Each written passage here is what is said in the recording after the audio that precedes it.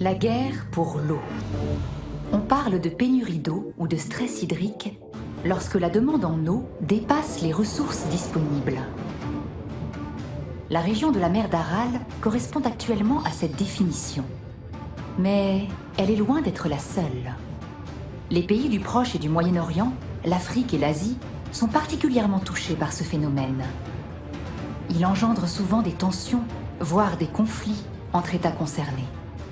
Les exemples sont de plus en plus nombreux.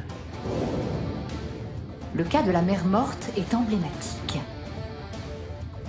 Son affluent, le Jourdain, est partagé entre Israël, la Jordanie et la Palestine.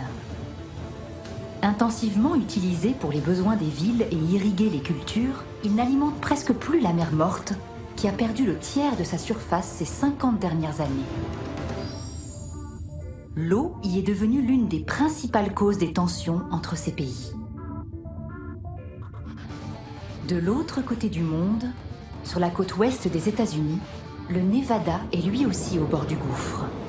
Situé en plein désert, dans un environnement totalement inapproprié pour les activités humaines, la ville de Las Vegas compte 2 millions d'habitants et 55 golfs. Oasis artificielle, la ville est sous perfusion des eaux du Colorado.